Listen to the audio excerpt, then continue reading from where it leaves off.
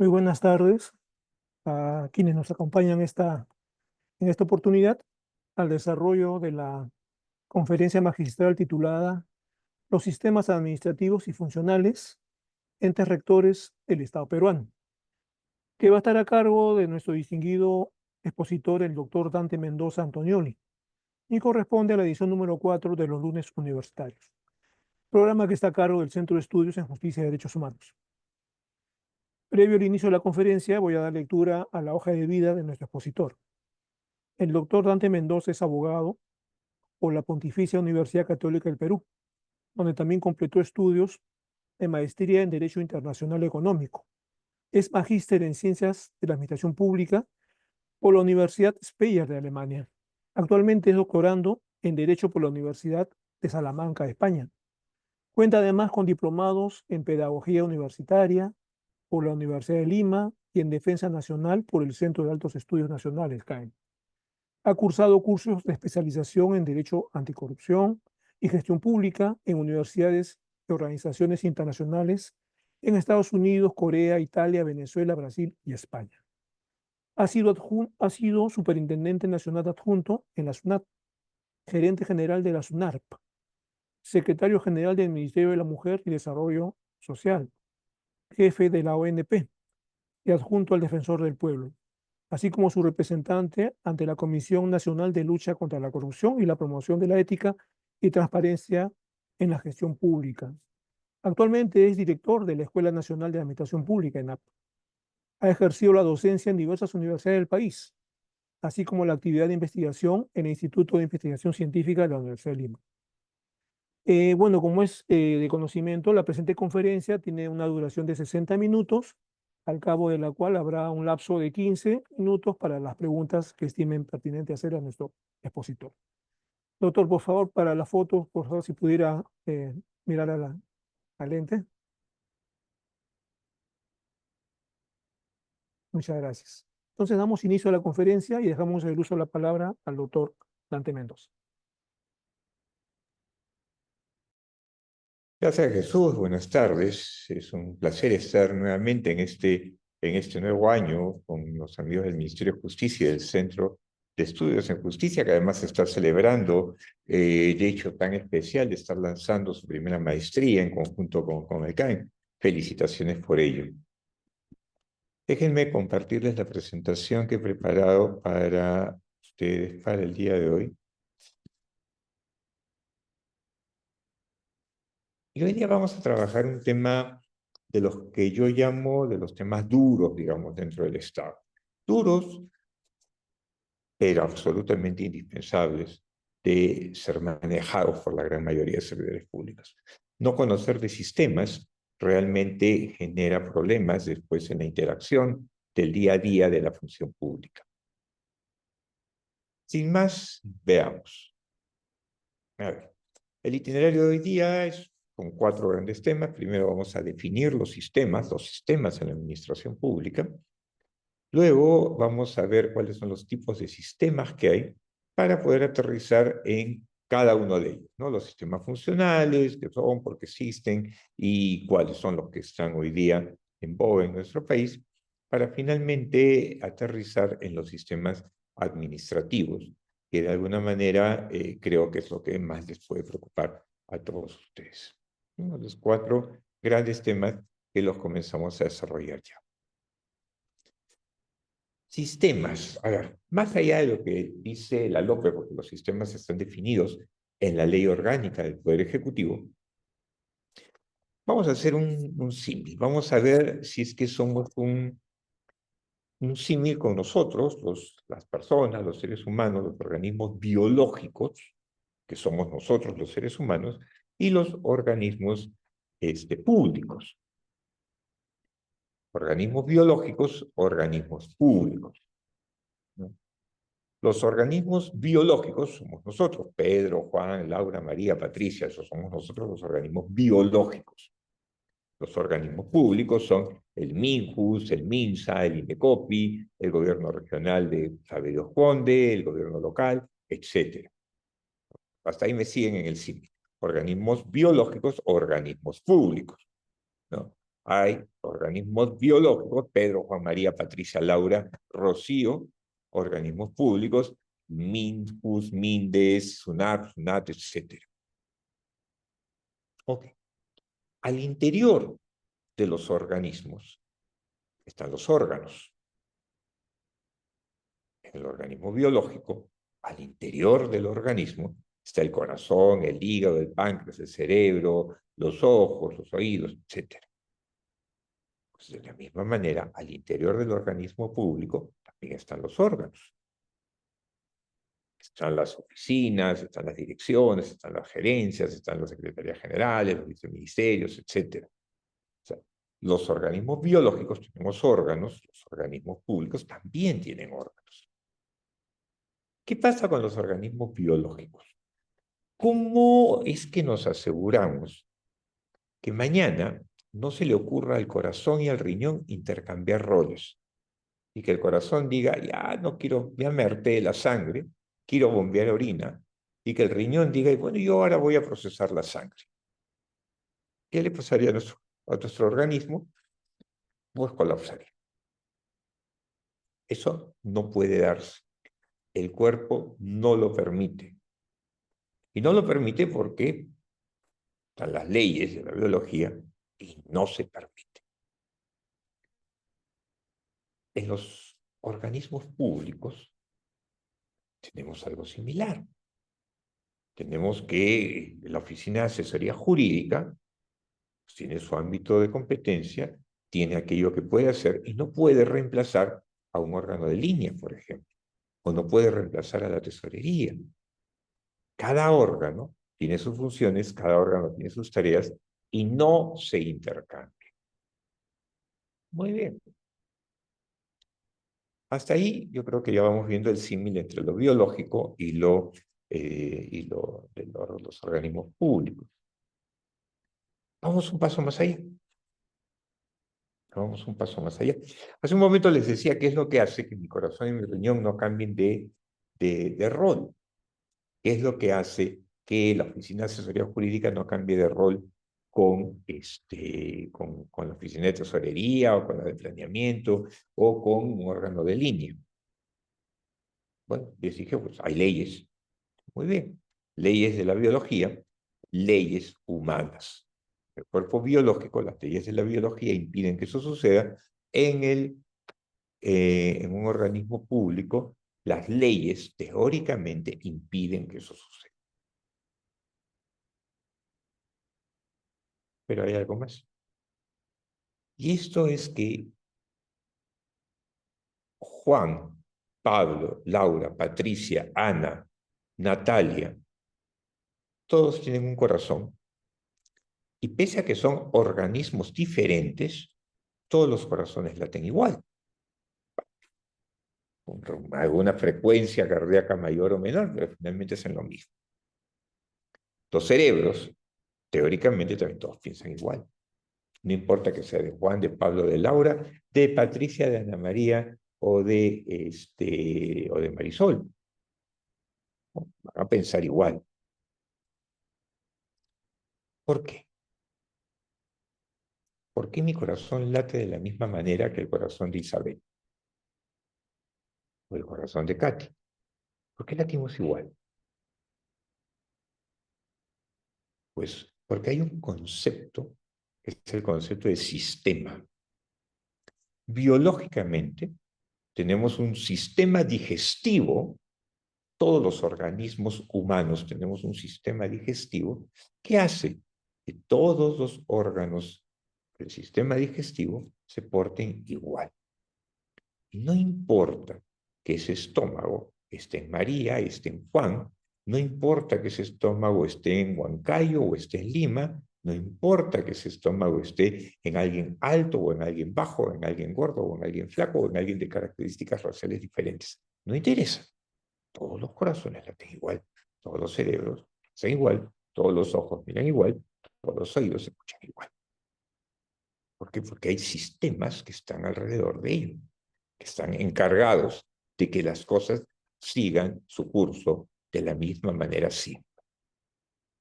En el aparato público tenemos exactamente lo mismo.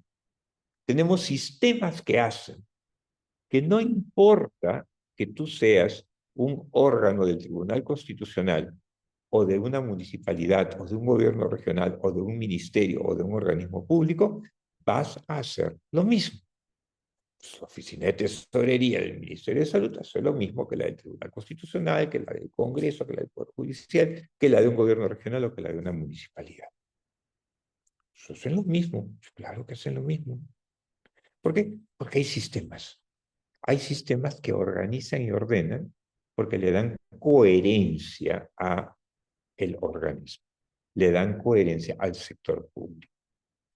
Los sistemas, entonces, como ven ahí en el artículo 43 de la LOPE, son pues un conjunto de todo, principios, normas, procedimientos, técnicas, instrumentos, ¿no?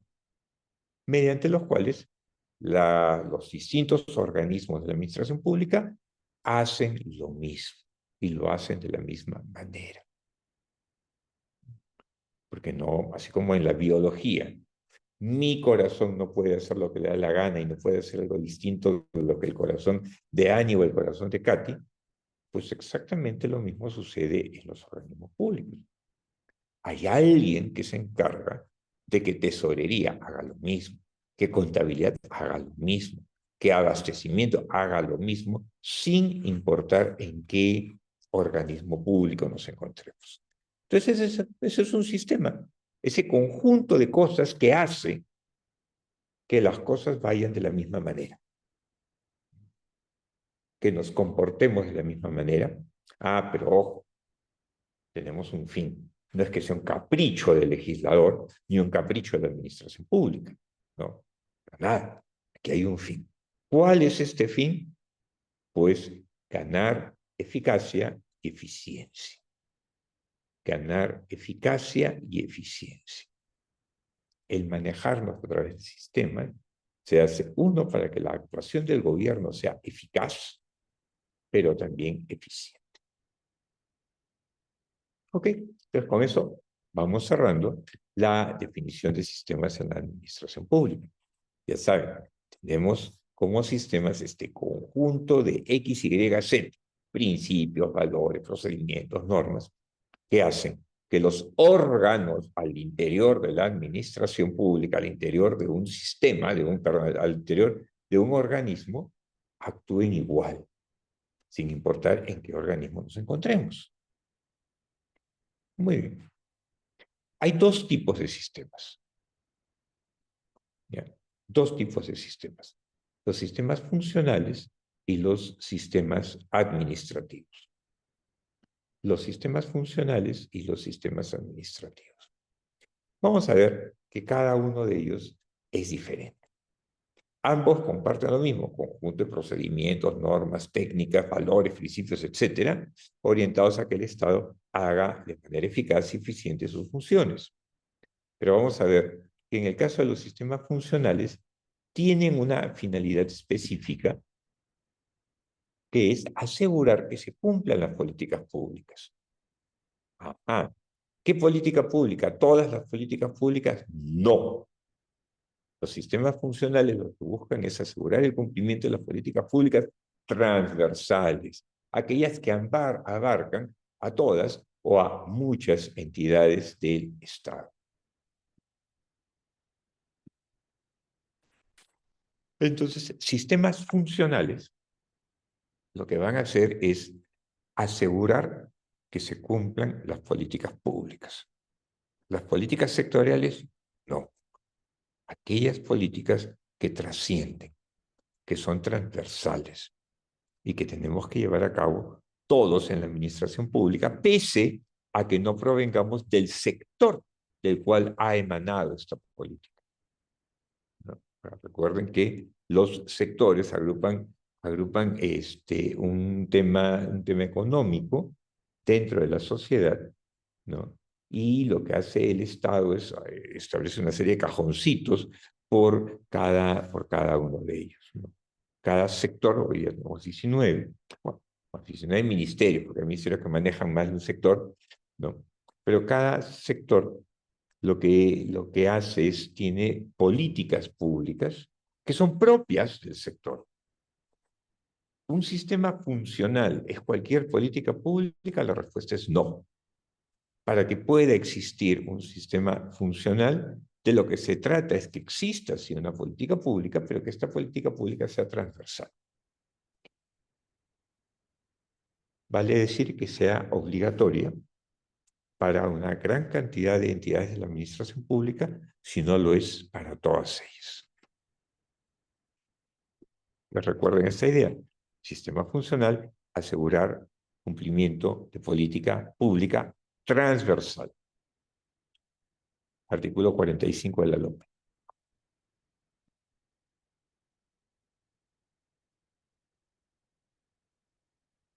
¿Cuáles son los sistemas funcionales? Lo primero que quisiera que tengamos claro es que los sistemas funcionales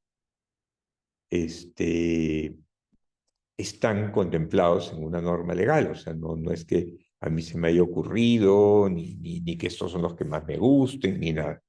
Los sistemas funcionales están en el Decreto Supremo 097-2022 PC.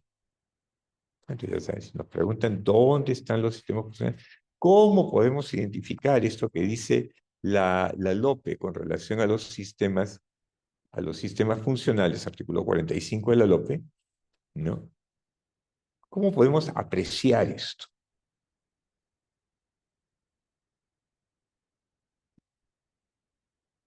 Veamos. El Sistema Nacional de Gestión Ambiental, probablemente uno de los más importantes, ¿no? Porque a partir de ese Sistema Nacional de Gestión Ambiental es que hemos comenzado a ser mucho más conscientes del impacto que tienen nuestras actividades en el ambiente. Entonces, el sistema nos establece cierto tipo de reglas, cierto tipo de cosas, para que todos, por ejemplo, en la administración pública, abandonemos los focos incandescentes, ¿no? Los focos de luz tradicionales, esos ya no se utilizan en el Estado. Y más bien lo que estamos es básicamente utilizando focos ahorradores o focos fluorescentes o focos que tienen la particularidad de no gastar tantos recursos del ambiente. Y por eso es que el ente rector es el Ministerio del Ambiente. El Sistema Nacional de Evaluación de Impacto Ambiental también. No se postula ni se dice que la ciudad, el campo en general, lo que sea, permanezca de una manera inmutable. Tiene que moverse, tiene que mutar, pero tenemos que ser conscientes de cuál es el daño que estamos haciendo al entorno cuando tomamos una decisión de mudanza, cuando tomamos una decisión de cambio, ¿no? Ambos, dos de esos dos primeros sistemas los tienen a su cargo el Ministerio del Interior. El Sistema Nacional de Áreas Naturales Protegidas por el Estado, el famoso SNAMPE, ¿no? Esto está a cargo del CERNAM. El Sistema Nacional de Información Ambiental, el CINIA, ¿no? Si se dan cuenta, hasta aquí, lo que tenemos son sistemas que tienen mucho que ver con la preservación del ambiente. Y por lo tanto son políticas de Estado, ¿no? Y son políticas de Estado de obligatorio cumplimiento para todos los sectores. Aquí no se trata de que a mí me gustaba más una cosa u otra, o que yo lo hice mejor o no. En general, tenemos que respetar este tipo de reglas que se dan en función de proteger el ambiente de manera flat en toda la administración pública. El Sistema Nacional de Evaluación y Fiscalización Ambiental, que es el CINEFA, el SINAFOR, que es el Sistema Nacional de Gestión Forestal y de Fauna Silvestre, el Sistema Nacional de Gestión de Recursos Hídricos. Si se dan cuenta, y porque ahí viene también el sistema de la acuicultura, ¿no? La preocupación por ambiente es muy fuerte. La preocupación por ambiente es muy fuerte.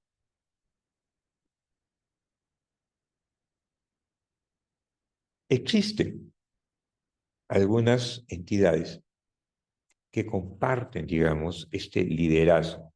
Tenemos el Ministerio del Ambiente, el CERNAP, el OEFA, el CEPOR, la ANA, ¿no? El propio Ministerio de la Producción tiene también mucho que ver con relación al tema de la acuicultura.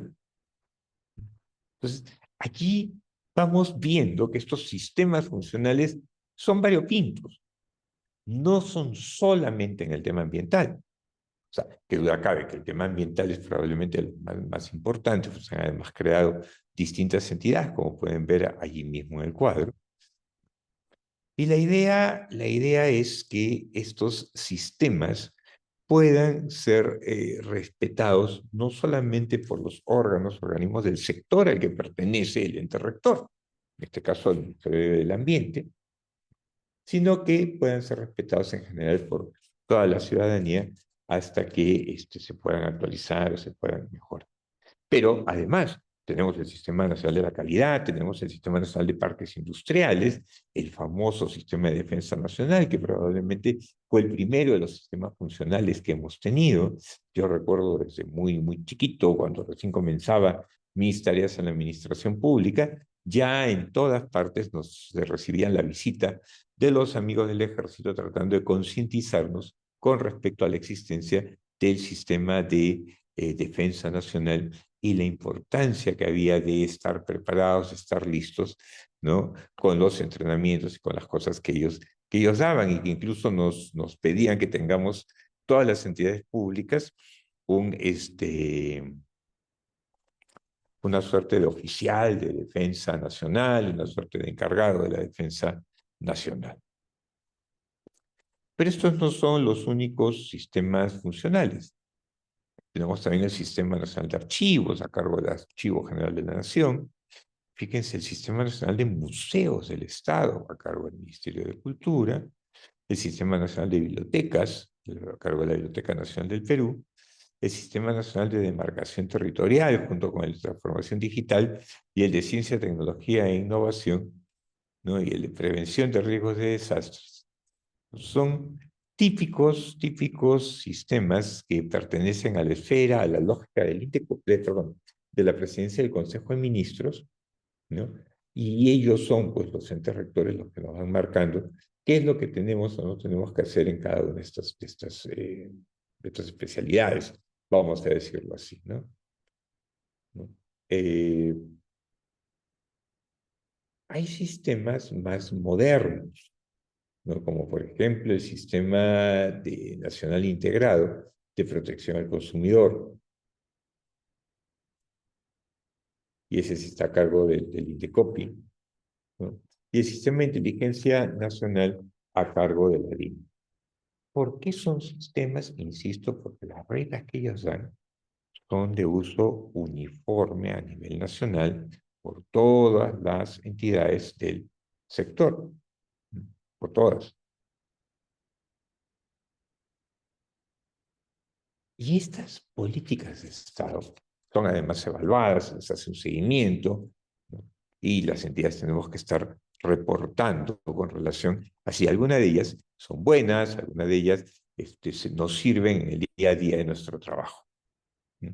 Aquí, por la tarea que me toca desarrollar en Servir, que es donde trabajo, pues sí, ¿no? O sea, la verdad es que hay momentos del año que estoy loco, llenando cuadros, llenando cosas del área que me toca dirigir, porque tengo que rendirle cuentas a cada uno de estos entes rectores de sistema que, a partir de haber establecido cierta política nacional, exige que las entidades vinculadas a la política pues hagan determinado tipo de actividad. Y finalmente, con esto se completan los sistemas que están listados en el Decreto Supremo. Ahí tienen en la parte de abajo de la diapositiva el número del Decreto Supremo, el 097-2022 PCM, para poder seguir desarrollando. Entonces, el Sistema Nacional de Estadística, el Sistema Penitenciario Nacional, el de Inspección del Trabajo, el de seguridad y Salud en el Trabajo, el de Promoción de la Inversión Privada, que es un sistema bien importante y que de verdad habría que tratar de relanzarlo en el más breve plazo posible, ¿no? Pues inversión privada, vamos a ver después que tenemos un sistema nacional de inversión, pero que es de inversión pública, pero también como un sistema funcional viene lo de la inversión privada, el de seguridad ciudadana, ¿no? Uno de los más nuevos, el Sistema Nacional para la Prevención, Sanción y Erradicación de la Violencia contra las Mujeres y los integrantes del grupo familiar, ¿no? El Sistema Nacional para la Integración de la Persona con Discapacidad, para la integración, perdón, de la persona con discapacidad a la atención al niño y al adolescente, el Sistema Nacional Penitenciario, ¿no? Todos estos sistemas establecen reglas, principios, valores en un sentido. ¿Cuál es ese sentido? Implementar una política nacional de carácter transversal. Y esto responde, sí, siempre a un objetivo político, ¿no? Eso tiene que quedarnos claro. Los sistemas están orientados al cumplimiento de objetivos de política que son transversales, que nos interesan a todos y que sirven para preservar determinado tipo de actividades o acciones que se consideran valiosas en esta parte del continente, ¿no? O sea, un modelo de gobierno, nuestro modelo de gobierno parte de organizarse a partir de sistemas.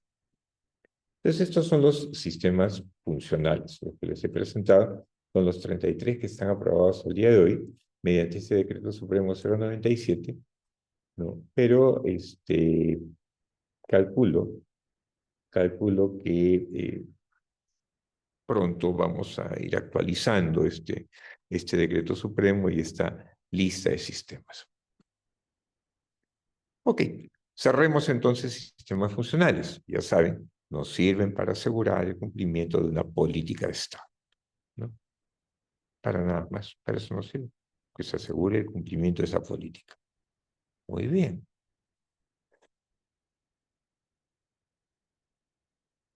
Todo sistema, sea funcional, que lo acabamos de ver, o sea administrativo, como los que vamos a ver a renglón seguido, tiene un ente rector. Todo sistema tiene un ente rector.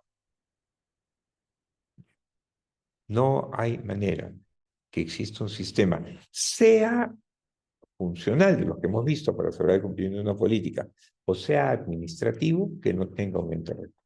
¿Y qué cosa es el ente rector? Bueno, el ente rector es un concepto bien interesante desde la perspectiva del derecho administrativo, porque el ente rector en realidad habría que definirlo simplemente como un órgano competente. Es el órgano competente por ley para tener la rectoría del sistema. ¿Por qué? Porque por ley tenemos entes rectores de origen variopinto. Podemos tener entes rectores, ¿no? De sistema, podemos tener entes rectores de sistema que estén en el más alto nivel de la organización pública, como por ejemplo un organismo constitucionalmente autónomo. Y ahí tenemos el Sistema Nacional de Control.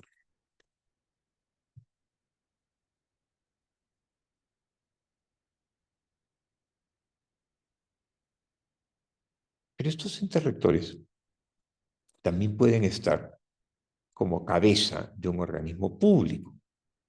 Por ejemplo, CEPLAN. CEPLAN es el ente rector para el Sistema Nacional de Planeamiento Estratégico. Como por ejemplo, Servir. Creo que Servir es ejemplo en esto, ¿no? Y es un ente rector en manos de un organismo público. CEPLAN, Servir son organismos públicos que tienen a su cargo sistemas. Son rectores, porque además tienen una facultad increíble. ¿Cuál es la facultad normativa?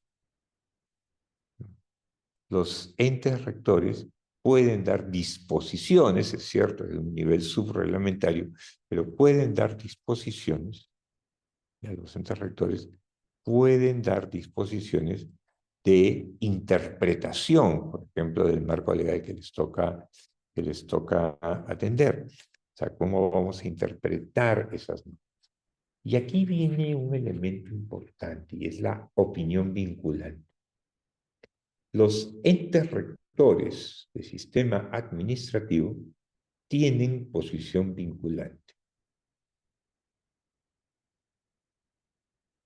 ¿Cuál será? ¿Cuál será? Y les hago la pregunta, ¿no? Podemos trabajar con entes rectores que establecen un marco normativo detallado, específico, del tipo presupuesto, por ejemplo. La Dirección Nacional de Presupuesto se encarga de darnos pautas muy precisas con respecto a cómo es que vamos a ejecutar nuestro presupuesto año a año. Pero también tenemos entes rectores que nos dejan un poquito más sueltos, ¿no? Y que son igualmente importantes. Entonces, el ente rector, todo sistema lo tiene. ¿Cuál es la principal misión, la principal tarea del ente rector? Pues organizar que todas las entidades de la administración pública actúen de la misma manera con relación al tema que le ha tocado la rectoría. Porque la idea es que si somos un solo Estado, un solo país, pues lo que haga una municipalidad no es muy diferente en términos para el ciudadano de lo que hace un ministerio o de lo que hace una OPE. Muy bien, entonces con esto vamos acabando dos conceptos, el concepto de sistemas, el concepto de ente rector y el concepto de sistema funcional. Pero vamos ahora con el plato fuerte de la exposición, ¿no? Los sistemas administrativos.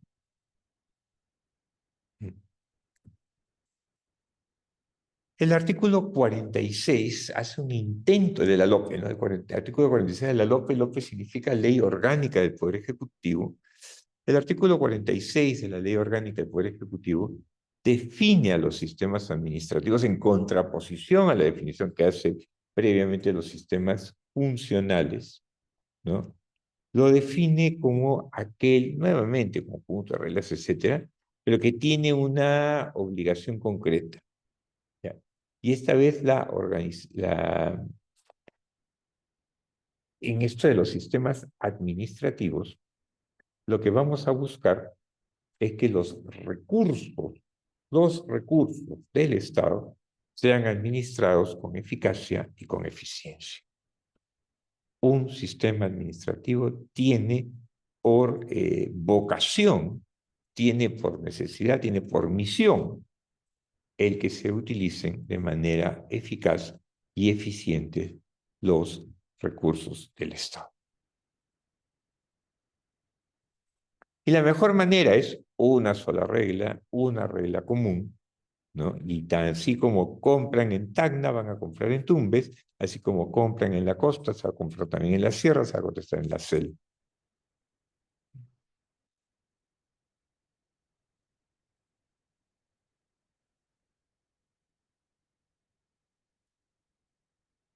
¿Cuáles son los sistemas administrativos?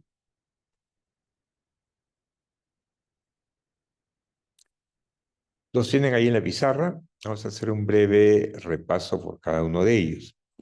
No sin antes decirles que la opinión vinculante de los entes rectores del sistema administrativo es un concepto importante y del cual entiendo no se ha hecho mucho uso. ¿En qué consiste el concepto de opinión vinculante? Ustedes abogados y yo abogado, con relación a un mismo tema podemos tener distintas perspectivas, distintas posiciones. Yo puedo creer que la interpretación del artículo tal de la ley es de esta manera y ustedes pueden creer que es de alguna otra manera. ¿Cuál vale más? Ninguna. Valdrá pues la que coja el juez, si estamos litigando, la que coja la autoridad administrativa, si estamos en un procedimiento administrativo, será la que diga el árbitro, si es que estamos en un arbitraje.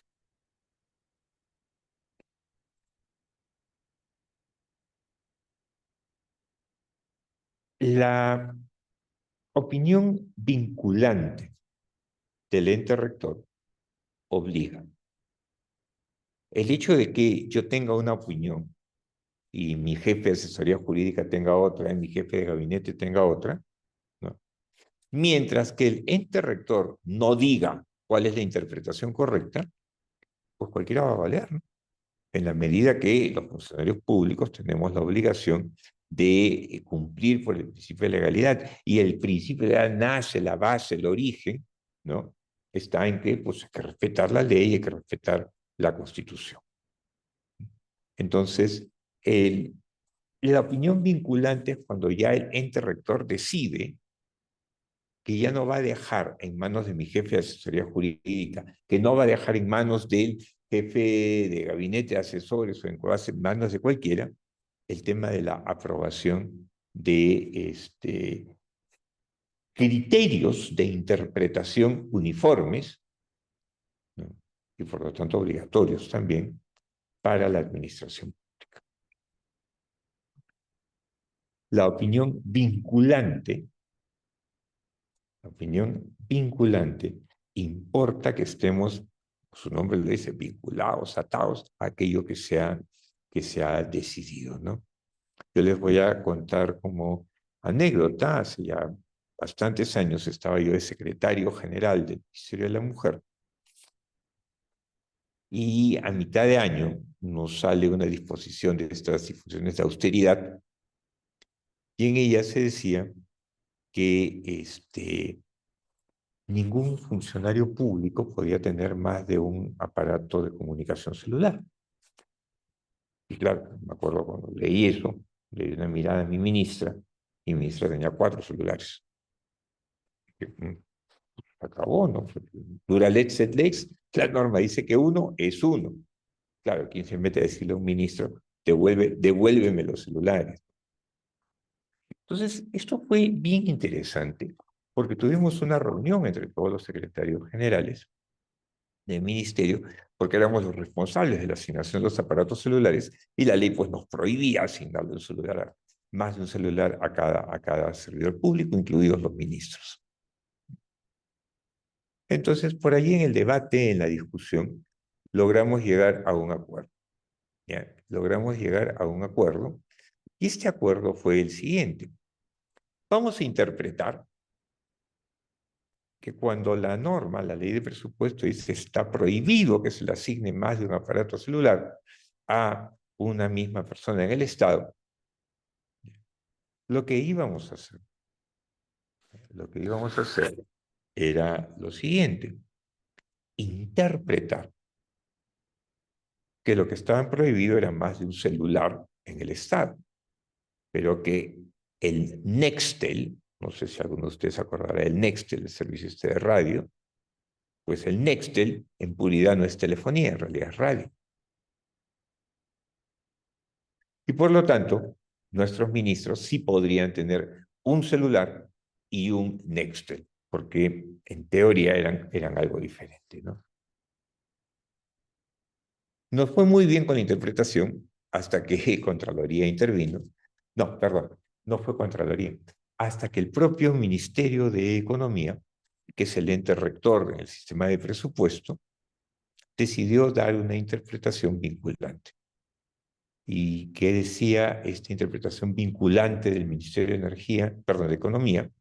Lo que decía era que celular o Nextel son lo mismo. Y que por lo tanto, cuando la ley dijo uno, uno es uno. Y que no me vengan a estar disfrazando el tema del Nextel como si fuese algo diferente, pese a que técnicamente son diferentes. Con tecnología diferente, hacen cosas diferentes y no están interconectados. Muy bien. Entonces, esta opinión vinculante, cuando salió, pues nos generó acciones de control y procedimientos de determinación de responsabilidades, pues en esa época éramos 15 secretarios generales del ministerio.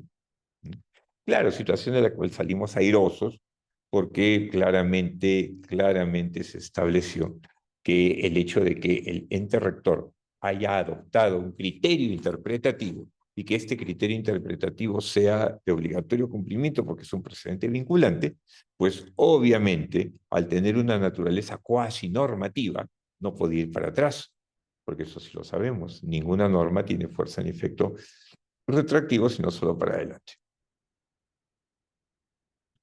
Entonces, ente rector, importante sí, porque tiene la opinión vinculante, ¿no? Y la opinión vinculante ha sido una suerte de faro que nos ha guiado por las aguas tenebrosas de la administración pública a quienes estamos desarrollando función pública, función administrativa.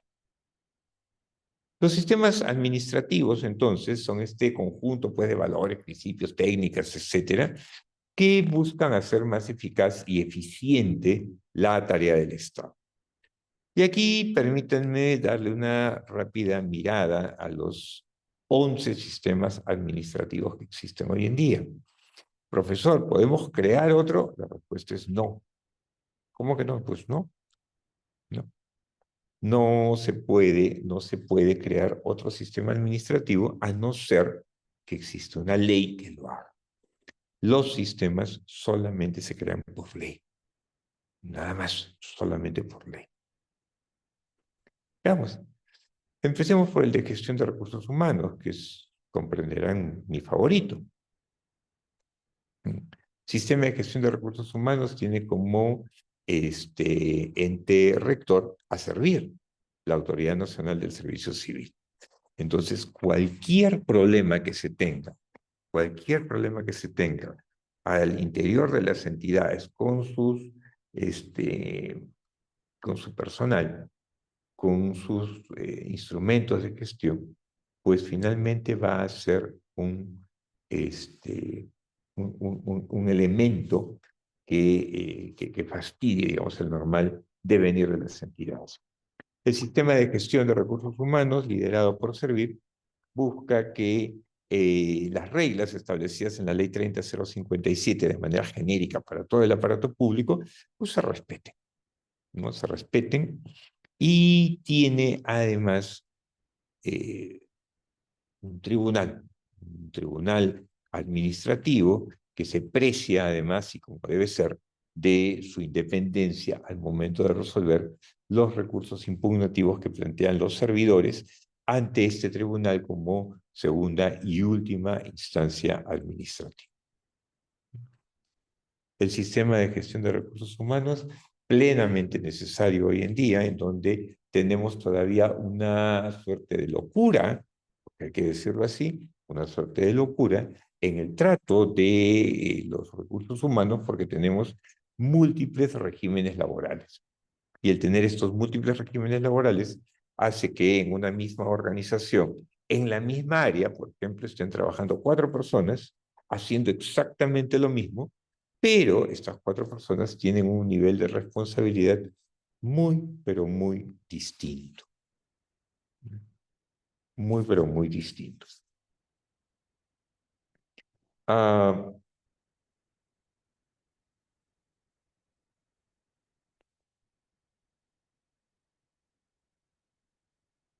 Remuneraciones desiguales, beneficios desiguales, obligaciones desiguales. Eso es un caos. Los 4 trabajamos, los 4 hacemos lo mismo, pero los 4 ganamos diferente, ¿no? El día que nos enfermamos, algunos tienen derecho a hospital, otros tienen derecho a clínica, y otros tenemos derecho a prender una velita al santo de nuestra referencia para que nos curamos pronto, ¿no? En julio y en diciembre, algunos tienen una gratificación de sueldo completo, otros tienen una gratificación de 300 soles, y otros simplemente se les da las gracias y no hay más. Entonces, sí, el sistema de recursos humanos es un sistema necesario, un sistema que tiene que poner orden para que las entidades puedan transitar sin ningún problema hacia un sistema uniforme. Y qué mejor que Servir, que esté dando el ejemplo, ¿no? Que tenemos ya hoy día, y lo digo con orgullo, más de la mitad de nuestro personal ya es personal dentro del sistema de la nueva ley, de la ley 30057. El sistema de planeamiento estratégico, otro sistema, es el cerebro de la administración pública, ¿no? Si no pensamos, no vamos a ir a ninguna parte. No planificamos. Si no tenemos la capacidad de adelantarnos al futuro, de ver, como decía la espada de león o de los Thundercats, más allá de lo evidente, pues lo que vamos a tener es mucho activismo, en el mejor de los casos, ¿no? Vamos a estar haciendo muchas cosas, pero no vamos a obtener resultados. Planeamiento estratégico es un sistema fundamental, es un sistema eje, es un sistema que debe ser respetado y del cual los peruanos, bueno, una de estas cosas que se hacen a veces sin pensarla mucho, pero desaparecimos el sistema de planeamiento durante casi 20 años, ¿no? Entre los años 90 y los inicios de la década pasada, pues no tuvimos un sistema de planeamiento estratégico, ¿no? Lo que se decía es, no, no es necesario. Pensar es tontear, ¿no? ¿A quién le voy a pagar para pensar? ¿A quién le voy a pagar para hacer perspectiva? ¿A quién le voy a pagar por ver qué cosas pueden pasar y hacer análisis de escenarios? Grave error, grave error. El haber descuidado el planeamiento, lo que generó es, de alguna manera, el país en el que estamos ahora, ¿no? En donde hemos pasado por temporadas de bonanza muy interesantes, pero no hemos sido capaces de gestionar el conocimiento a partir de esto y poder plantear mejores planes, mejores proyectos, pero es eso. Sistema de planeamiento de chiquitito, ¿no? Después de algunos años se volvió a dar la luz, le cambiamos de nombre, volvió a dar la luz, pero sin mayor apoyo político.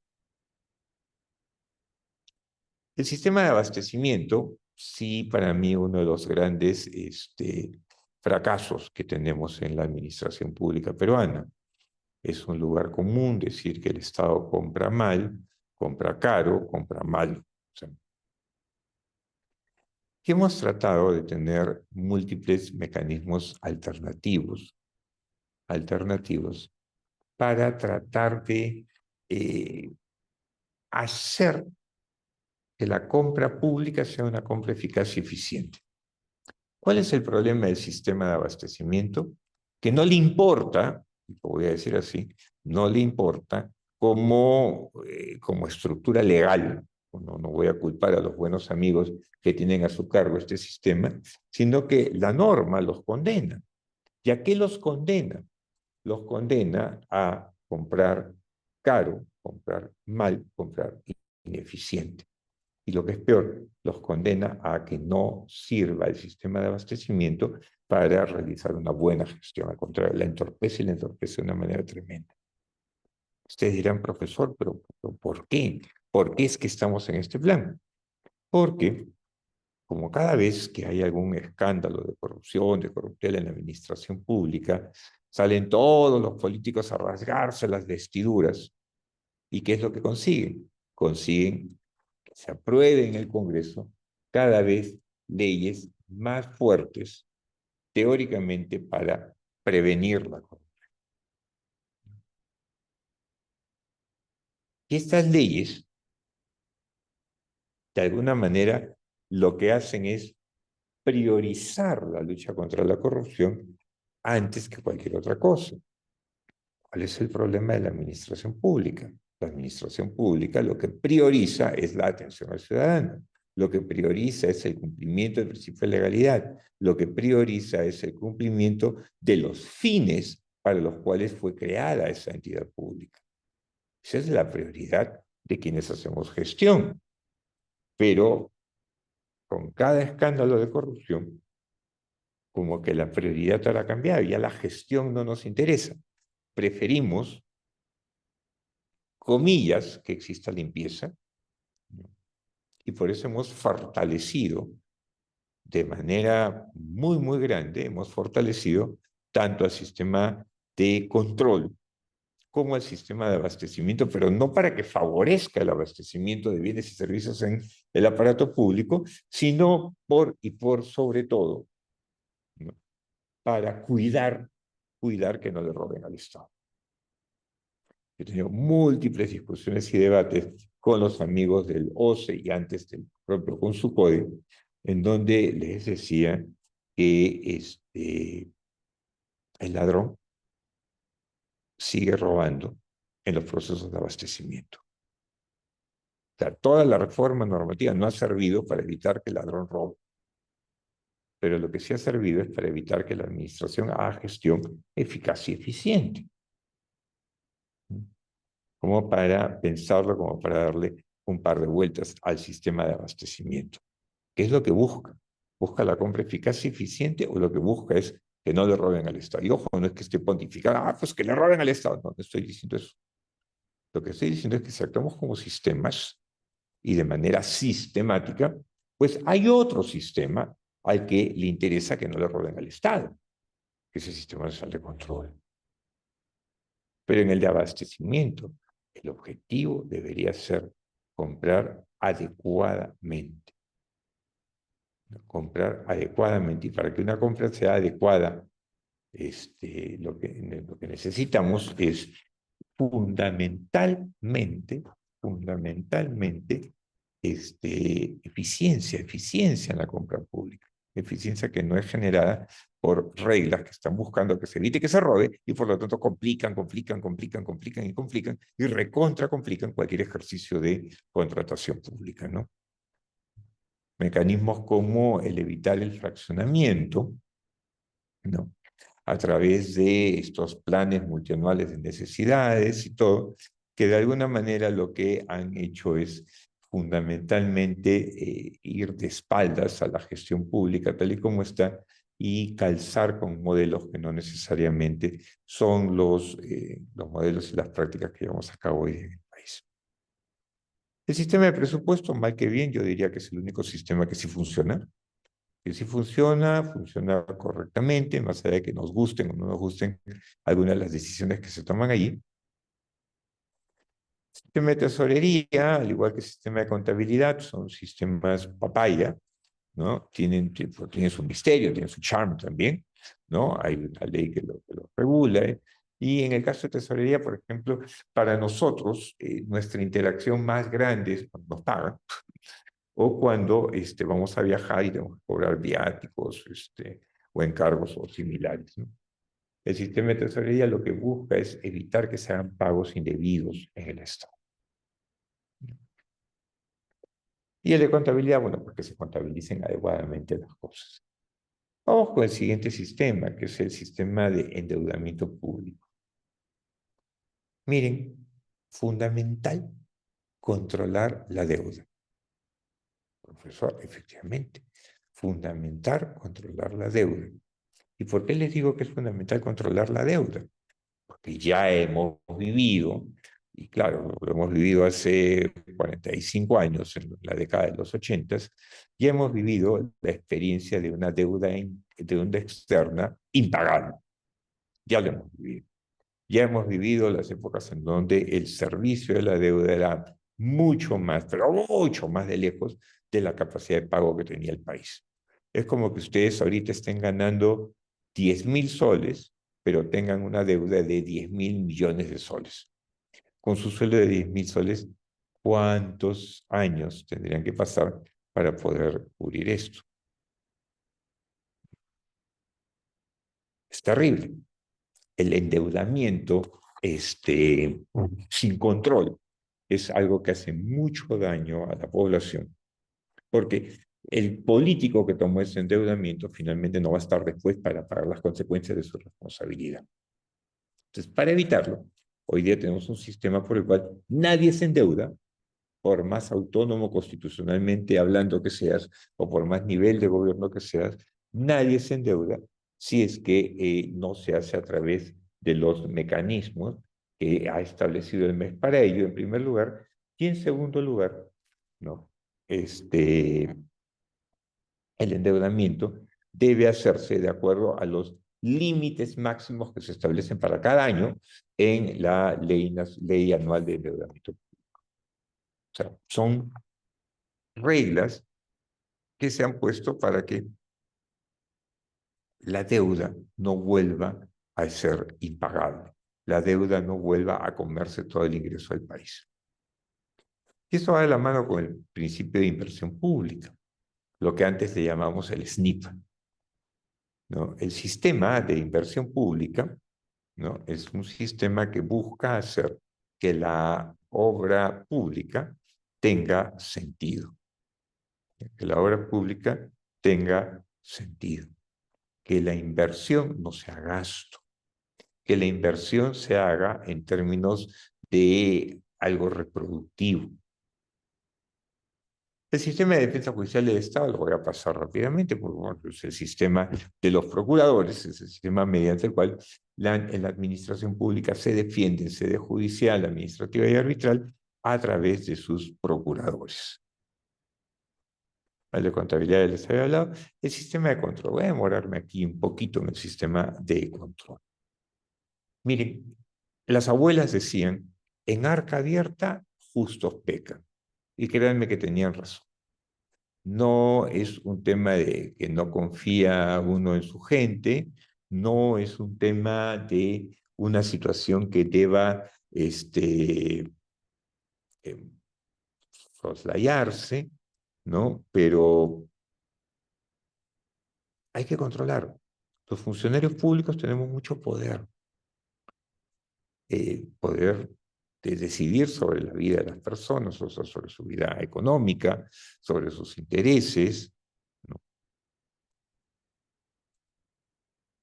Entonces hay que controlar, hay que controlar. El Sistema Nacional de Control es un sistema bueno, es un sistema que nos sirve a quienes desarrollamos gestión pública poder rápidamente identificar oportunidades de mejora. Pero ¿qué es lo que sucede? Sucede algo que desde mi perspectiva es elemental, pero como país no lo hemos querido hacer así. Y es que quien controla, pues tiene que saber más que el controlado. Quien controla tiene que saber más que el controlado, porque si no el controlado se lo pasea. Y eso es lo que nos está pasando. El sistema de control está a cargo de personas que en una apreciable cantidad, pues no han hecho gestión. Y mucho menos han hecho gestión a nivel directivo.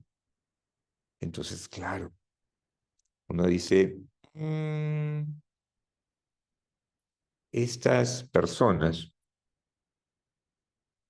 son expertas en control, pero son expertas de un libro. ¿Cómo controlar marca Acme, no? O sea, ¿cómo controlar? Pero no son expertas de verdad en la gestión pública. Y por lo tanto, el sinvergüenza, que puede sí ser experto en gestión pública, lo pasea, hace las cosas, se corrompe y el sistema de control no puede ver. No puede ver porque así lo tenga frente a sí, no lo reconoce. ¿Y qué es lo que hace entonces? Nuevamente, con cada escándalo de corrupción, el Contralor de turno lo que ha hecho ha sido generarse más recursos y tenemos un sistema que ha ido creciendo, creciendo, creciendo, creciendo, creciendo, pero que no ha dado resultados en términos de una mejora en los índices dañinos, malos que tenemos de corrupción, pero sí ha dado como resultado que aquellas entidades que funcionaban bien ahora ya no lo hagan, que aquellos procesos que estaban bien ahora ya no se den, que aquellas situaciones y servicios que se le daban al ciudadano en tiempo récord hoy día sean lentos, farragosos, morosos. ¿Por qué? Por miedo al control. Porque llega el control, pues claro, si el control no tiene idea de lo que está controlando, lo que va a hacer es querer cortar cabezas por todas partes o identificar culpables donde no los hay. Más aún, hay una leyenda negra que corre en toda la administración pública de que los órganos de control tienen un bono de productividad que se les asigna por la cantidad de hallazgos, por la cantidad de acusaciones que puedan hacer. Entonces, claro, desde esa perspectiva, si un auditor llega a una entidad en donde las cosas se están haciendo bien, ese auditor va a ser castigado, no va a cobrar su bono. Entonces, ¿qué es lo que tiene que hacer para cobrar su bono? Inventarse cosas. O voy a ser generoso, no vamos a decir que esté inventando con una mala fe, pero la propia necesidad hace que comience a interpretar las cosas de una manera tal que siempre se va a estar incumpliendo cosas en el aparato estatal. Entonces, el sistema de control yo creo que merece ya desde hace rato una reforma profunda, una reforma integral, para que pueda servir a los efectos de una gestión pública eficiente, de una gestión pública eficaz.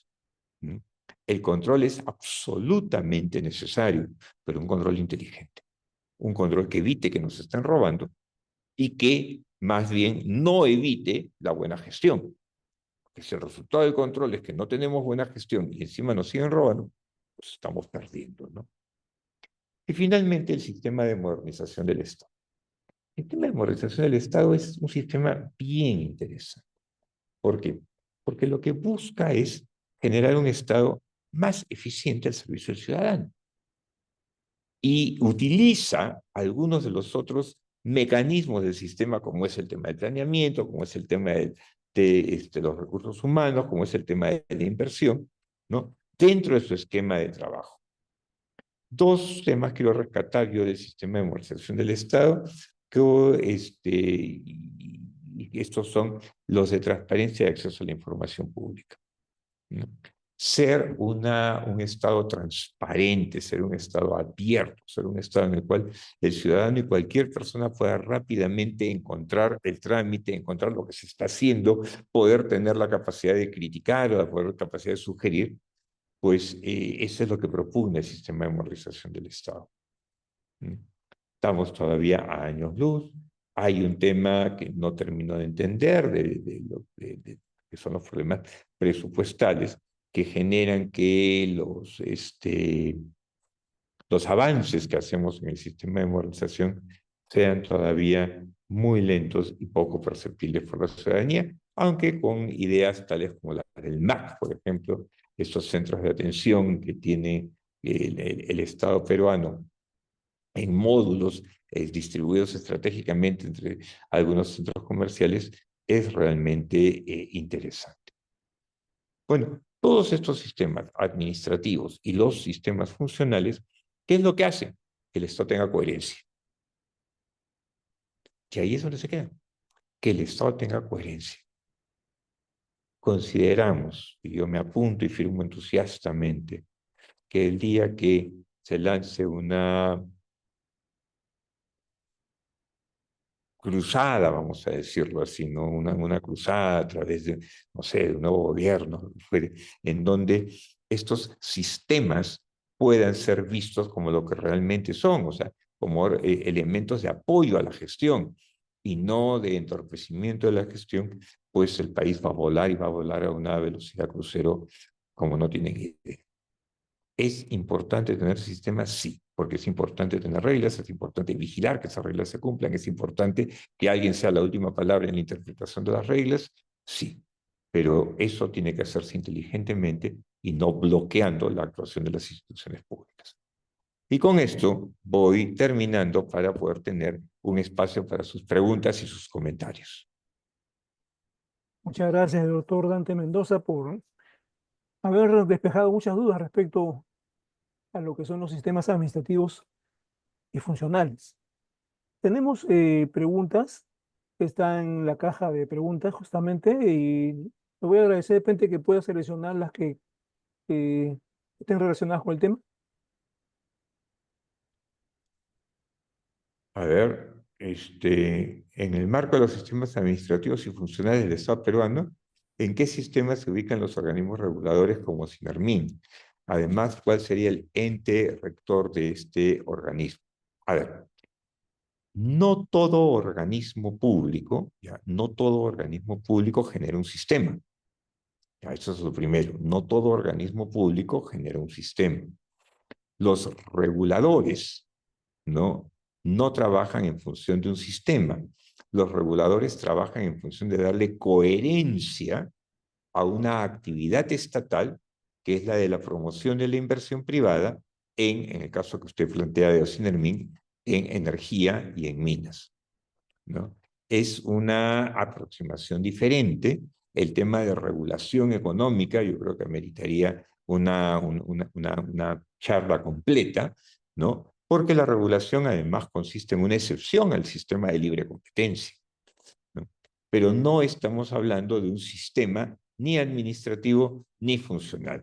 De lo que podríamos hablar en todo caso es de políticas de Estado, pero políticas sectoriales, políticas que sí conciernen a un determinado sector, pero que no son de aplicación general por el resto de entidades públicas, ¿no? Esto con respecto a la primera pregunta. Aquí hay otra. La capacidad de endeudamiento contribuye a la macroeconomía y a la sostenibilidad de la política fiscal. ¿Qué concepto se da la capacidad de prepagar la deuda del país y ahorrar intereses de 2 a 10 años, de acuerdo a nuestra moneda nacional?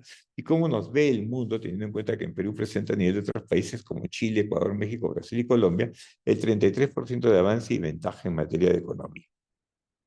A ver, aquí hay un tema interesante, ¿ya? Y esto es, ¿cuál es el nivel de endeudamiento que debemos tener? Y esta pregunta yo se las haría a ustedes. Si ustedes ganan como 10.000 soles mensuales, ¿cuánto es lo razonable para que se endeuden? ¿1.000? ¿2.000? ¿5.000? ¿10.000 igual que lo que ganan?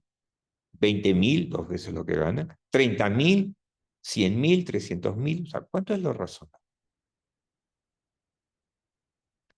Y aquí no hay que descubrir la pólvora, o sea, yo no les voy a dar un porcentaje, no es mi especialidad, pero lo que sí sé es que tenemos, o yo orgullosamente lo digo, una superintendencia de bancos y seguros, un banco central de reserva, que han generado ciertos índices que más o menos predicen comportamiento de pago, que más o menos predicen capacidad de endeudamiento real, no solamente de las personas, las empresas, sino también del país. Lo que se hace año a año desde el Ministerio de Economía y Finanzas es tratar de mantener controlado esto y que la capacidad de endeudamiento siempre responda a una realidad. Vale decir que sea deuda que sí sea posible de pagar, que sí sea posible de pagar con el ingreso corriente, ¿no? Y dentro de un plazo razonable. Entonces, si me preguntan cómo nos ve el mundo porque quieren prepagar la deuda, el tema de prepagar la deuda en realidad es un tema que tiene una respuesta netamente financiera. ¿Mm? Si me conviene prepagarla por los intereses que estoy pagando para tomar un crédito más barato o porque tengo capacidad de ahorro de otra manera, pues lo tendré que hacer. Pero hay muchas veces, incluso teniendo el dinero, no me conviene prepagar la deuda porque el interés es muy bajo. Y más bien ese dinero lo puedo utilizar para inversión, lo puedo utilizar para invertir y para generar más bien una utilidad mayor. Pero como les digo, eso ya son juegos de la economía que tienen cierta lógica. Y hoy día, como les digo, a Dios gracias, tenemos entes que son, creo que no solamente un ejemplo, sino un modelo de gestión económica eficiente en cuentas estatales. Otra persona me pregunta que considerando a los sistemas administrativos y funcionales existentes, no le queda claro por qué el sistema de archivo es considerado funcional cuando todos los sistemas administrativos tienen en todas las entidades públicas órganos que se forman parte del sistema administrativo como la parte administrativa a la cual pertenecen, no sucediendo lo mismo con los funcionales. Miren, qué interesante. No sé quién ha hecho la pregunta porque me ponen asistente anónimo, pero comparto plenamente. O sea, yo diría que sí, el sistema de archivos debiera ser un sistema administrativo porque no es funcional. O sea, tener archivos como política de Estado, no, o sea, más que política de Estado es una regla. Tengo que tener archivos ordenados para poder generar después distintos mecanismos de información, de gestión de conocimiento, etcétera, ¿no? No, de acuerdo con usted, pero la respuesta es, los sistemas se crean por ley. Hay que esperar que se modifique la ley y que se establezca que es un sistema administrativo más. Pero en el entretanto es un sistema funcional y es tratado como sistema funcional. ¿Existe un buen sistema de administración en el Perú? Interesante pregunta, ¿no? Porque tiene un poco de filosofía detrás, ¿no? Yo soy de los que cree que más que un buen sistema de administración en el Perú, lo que tenemos son reglas. Y créanme que reglas buenas o reglas malas en absoluto no existen. O sea, las reglas son las reglas, están ahí. Y se los digo hablando, por ejemplo, en términos de economía. Estados Unidos cayó en la Gran Depresión en los años 30. ¿Mm? Se supone que todo su sistema económico quebró.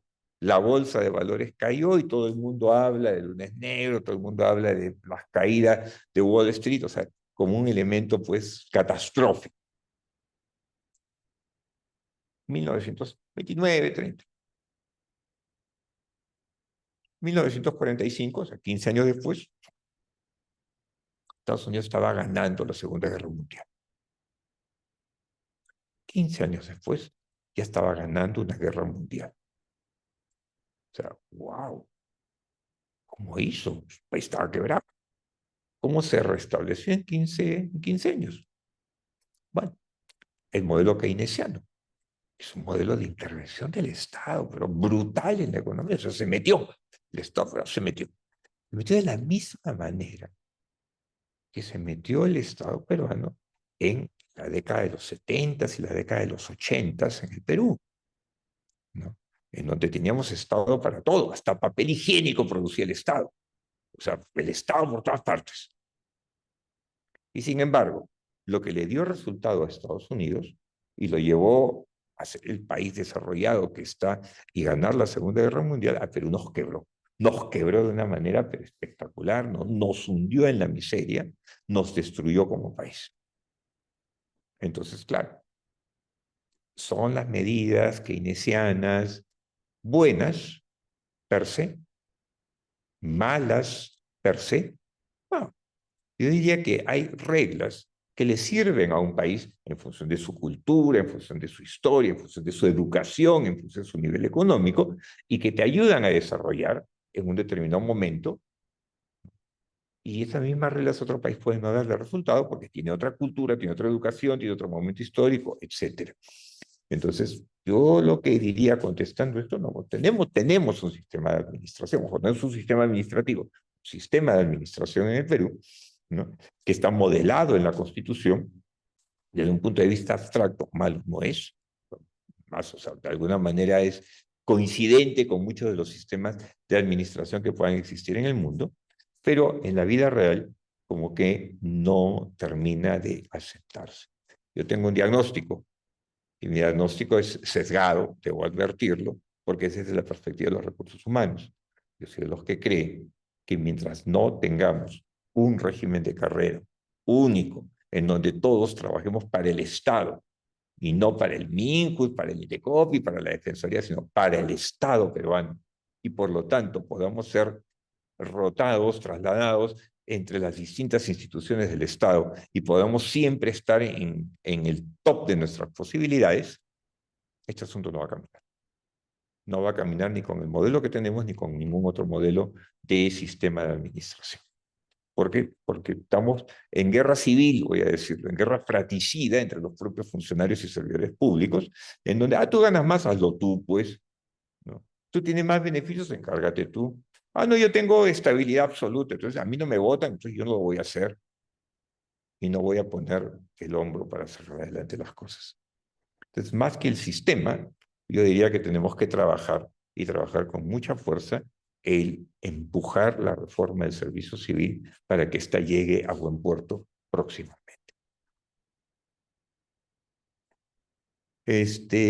¿A qué se debe que desde el año 2022, que se dio la ley marco de la modernización a la fecha, las instituciones, 2002, perdón, las instituciones no han avanzado mucho? Los entes rectores en este caso no han podido eliminar que se solicite el DNI copia en los trámites, como entre otros documentos generados en el sector público, por falta de articulación interinstitucional y en aspectos laborales, ni qué decir porque ni siquiera se han estandarizado los procesos de selección, CV, etc.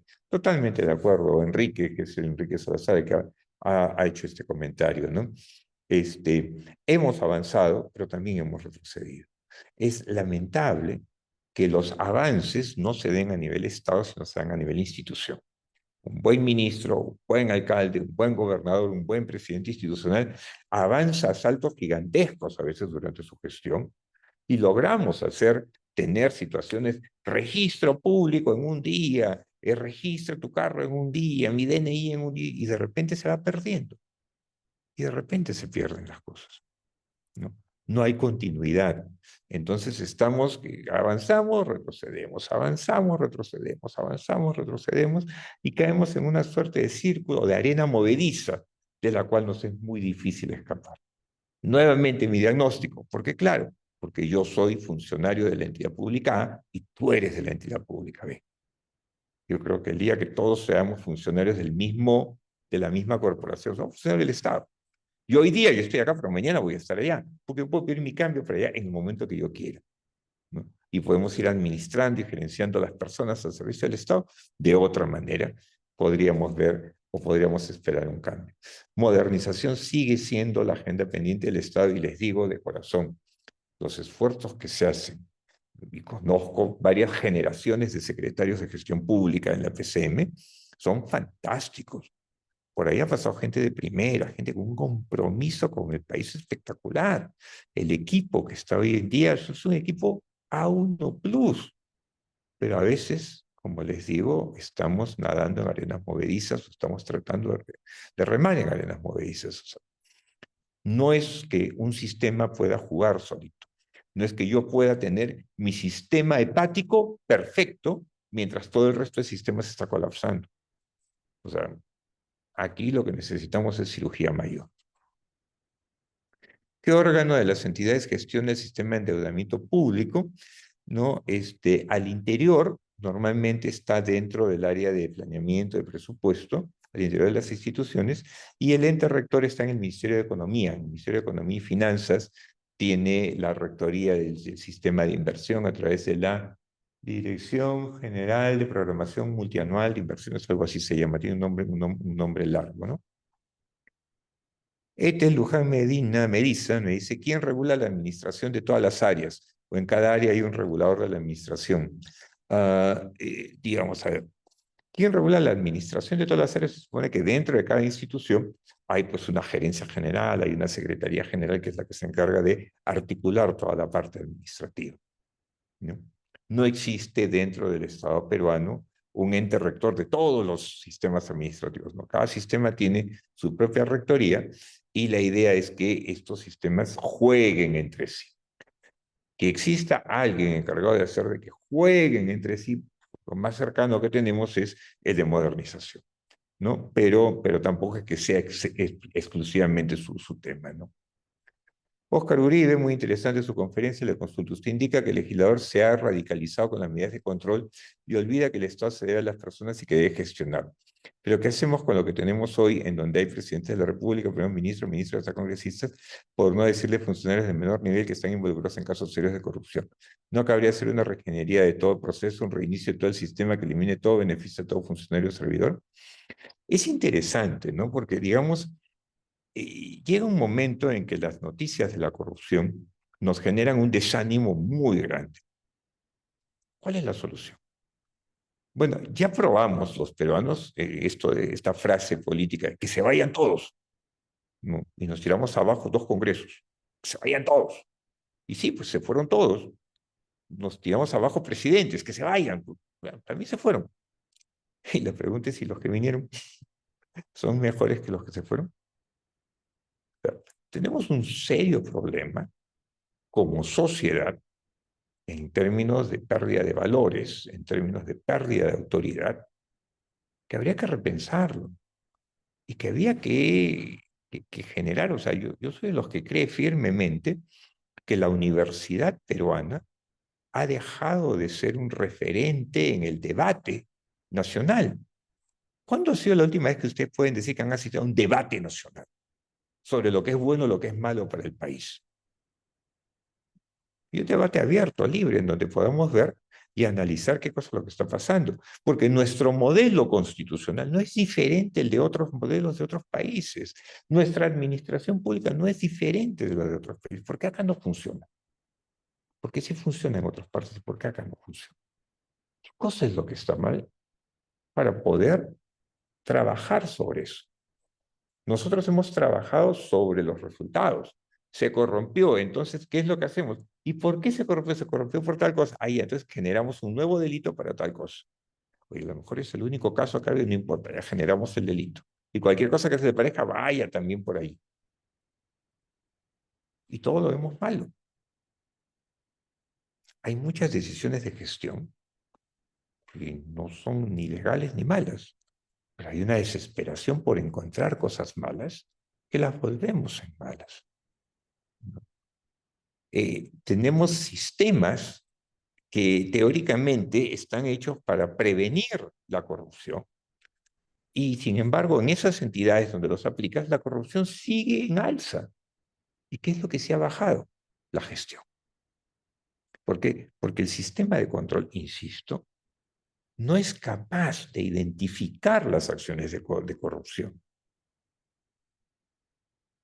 Como ustedes, yo los reto en este momento a que ustedes me digan ahorita dónde están los rayos infrarrojos y los rayos ultravioletas.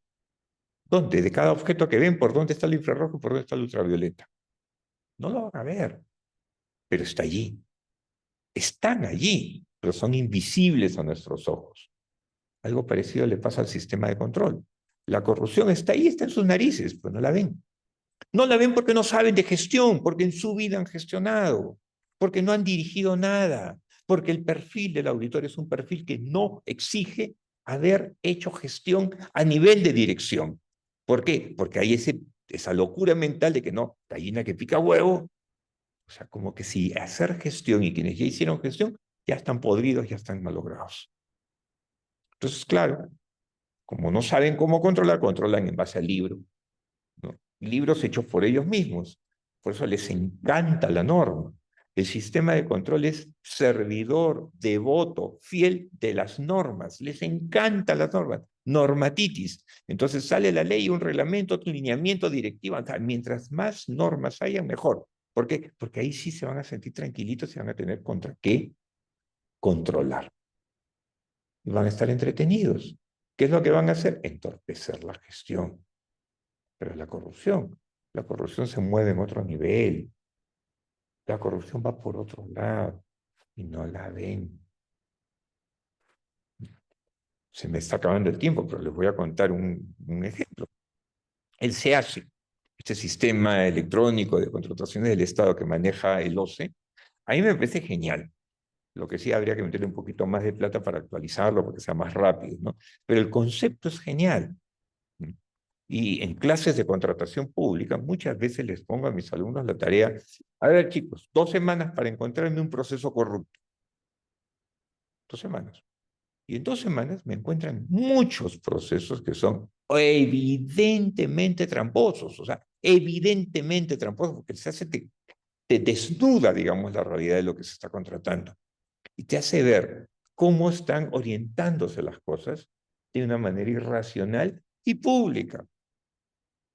Bueno, me cansé durante varios años de esos trabajos que hacían los chicos, los enviaba a Contraloría. Oye, hagan su trabajo, investiguen. Hasta que me comenzaron a contestar y me dijeron, no, aquí en Contraloría, si quieres denunciar, tienes que denunciar en el formato tal y de la manera tal. Vale decir, no, no trabajan en función de verdaderamente luchar contra la corrupción, son capaces de verla, sino más bien de darme una directiva y nos dice tiene que haber 3 comas. El documento tiene 3 comas, no tiene 3 comas, pido la destitución. Ese debe ser un corrupto porque no puso las 3 comas. O sea, ese es el tipo de control que tenemos. Oscar Uribe me dice, ¿cómo hacer una buena gestión? ¿Cómo identificar al corrupto del no corrupto en el Estado? Si todos están mezclados o contaminados. Mire usted a la policía, en el caso de las mascarillas y el alcohol en gel en la pandemia. Cuando la fiscalía quiso investigarlos, incendiaron a propósito el piso 7 del edificio policial. Sección documentaria para eliminar pruebas. Desconozco estos detalles que me están contando, pero lo que sí les puedo decir es que mientras que nuestro sistema de justicia y nuestro Ministerio Público no sea rápido, esta cosa van a pasar. O sea, si es verdad lo que está contándonos Oscar Uribe, un sistema lento. O sea, somos un sistema lento, de tortuga, por querernos las dar de súper protectores de un debido proceso, lo hemos llevado a un nivel superlativo ya de fanatismo que genera que el ladrón nos siga robando. Y más bien el sonsonazo, el pavo sonso, el que hace bien su trabajo, el que es puntual, el que trata de cumplir con las normas y todo, al menor error, a ese le caemos encima y lo reventamos. ¿No? Entonces, sí, ¿cómo identificar al corrupto y al no corrupto? Es bien fácil, Oscar. O sea, digamos, una vez que tienes años de experiencia en esto, la ves por las conductas, la ves por los actos, la ves por los TDRs, puedes identificar fácilmente dónde te están sacando la vuelta y puedes evitar hacerlo, porque el tema es que la verdadera lucha contra la corrupción no es meter presos a los corruptos, es evitar que haya corruptos, evitar que te roben. ¿Ustedes creen que en el sector privado viven felices denunciando a los que los roban? No, en el sector privado lo que hacen es invierten todo el dinero del planeta para evitar que les roben. Porque una vez que te robaron ya fracasaste, pues. Una vez que te robaron, ya fuiste ganso, o sea, ya fracasaste. El objetivo tiene que ser al revés, es evitar. Buenas tardes, doctor. Respecto a las funciones vinculantes de los centros rectores, esta facultad donde está regulada en la LOPE, en la Ley Orgánica del Poder Ejecutivo, Manuel. Manuel Brian Medrano Cáceres me pregunta dónde está regulado la opinión vinculante. Está en la Ley Orgánica del Poder Ejecutivo, en la LOPE. Ahí es donde puede encontrar esto, ¿no? Asistente nuevo, ¿cómo se relaciona el CEPLAN y el sistema de planeamiento? El CEPLAN es el ente rector del Sistema Nacional de Planeamiento. ¿No? Así es como se relaciona. Así como Servir es el ente rector del Sistema Nacional de Gestión de Recursos Humanos en el Estado, CEPLAN es el ente rector del Sistema Nacional de Planeamiento. ¿Qué entidad local o central está capacitada para crear un nuevo sistema administrativo? Ninguna, ninguna. Los sistemas administrativos se crean por ley, únicamente por ley. O sea, habrá que presentar los proyectos al Congreso para que el Congreso lo pueda evaluar en todo caso, ¿no? Escuché anteriormente en una capacitación la existencia de un sistema misional. ¿Es distinto al sistema funcional? No, en realidad lo que hay es una tarea funcional, tarea misional, perdón. La tarea misional es aquella que está relacionada directamente con aquello que la ley le ha encargado a una determinada entidad pública. El tema de sistemas está referido a que lo que tú haces en una entidad tiene que ser lo mismo que se hace en otra y en otra y en otra, porque da caracterización a una administración pública.